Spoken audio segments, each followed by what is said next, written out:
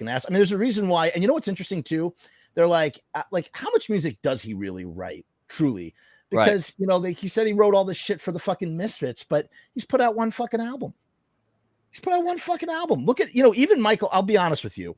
Between you and me, I think I did hear, like, when he would do the Kickstarter, I'd check out, like, a snippet of this song, a snippet of that song. Again, I was actually more interested in the Kickstarters and watching him just literally fucking just raking in the dough from these Kickstarters. Like, blew my mind.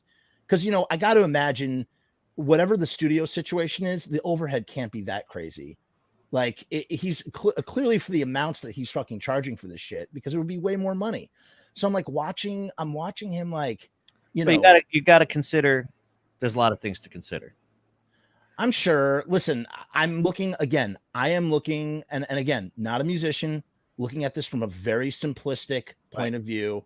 I'll put that out there with my disclaimer. My point is that, like, you could kind of like, you could do all right, but I'm listening to the shit that he's putting out, and I'm like, I don't like any of it, to be honest with you. I don't think it's good, but he's fucking doing rings around fucking Chud. Here's the thing. Chud Good put out nothing. Here's the thing. Good is subjective. Yeah. It's about how much care goes into said product. That's the thing that you always got to be wary of. I agree. And when that guy, Mark Allen Stewart, came into the picture, I can't say the same for the video side. Right. But for the fucking audio side, I mean, he's churning out, he's getting super prolific. Yeah. He is, and Mark Allen Stewart's treating it like a business. He's like, okay, now, Michael, I know what he sounds like, because the motherfucker called me up one day. I was on a short list to be used as a videographer. Right. And you know what my question was? Talk about no bullshit questions.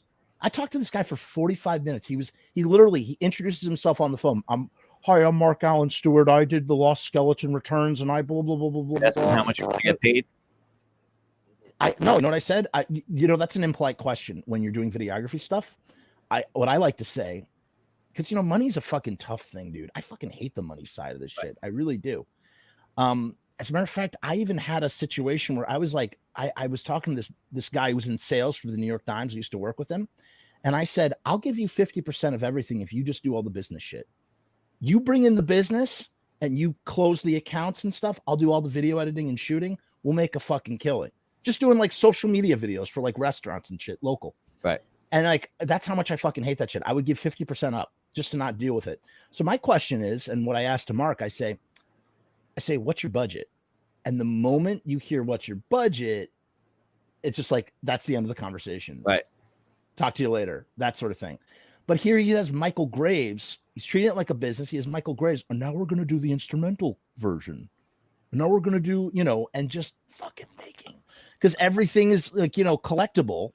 Because Michael's association with the Misfits. So therefore it's an extension of a Misfits collection for anybody who's a fucking Misfits fan.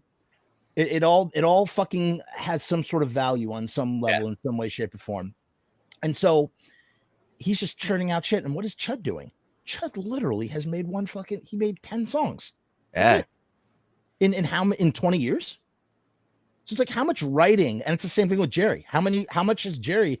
Jerry did, God bless you, Jerry. I love you, Jerry. But like, you did The Devil's Reign, which would have been fine. If you call it the Jerry only album, it would have been fine. Like, it's not, there's nothing, it's just, whatever. But it's like, you did one album.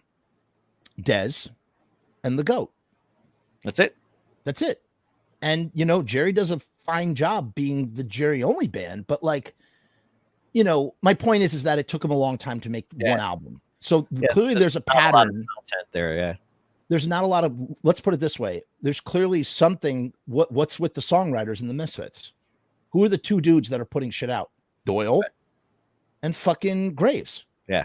And so what does that lead me to believe? No matter who says what, I know Chud wrote like Hate the Living and just a bunch of stuff. He wrote a couple of things that are pretty cool. And I like those songs. I don't mind those songs. But my question is, how much was really, where's the songwriting credit really going here? Because Michael Graves is this dude Michael Graves put out a lot of fucking records, and Doyle has put out, he's put out 2 records, but he's got a lot of songs. Yeah. So that leads me to think it's like the people that are going to create. Look at Glenn Danzig. Yep. When with all the dispute, who wrote what in that fucking band? The original 77 to 83? Who's making all the fucking records? Exactly. Jerry and Doyle, they do one fucking record, doesn't even come out. Christ the Conqueror, right? The math is easy. The math is easy. And so Chud, who takes 3 years to do one music video, so Chud's thing, it like just fucking blows up. It blows up. And again, for an uber detailed explanation of this, just go to that fucking episode. I don't feel like taking it through the painstaking details of thing Right. after thing, because I could if I wanted to. But it basically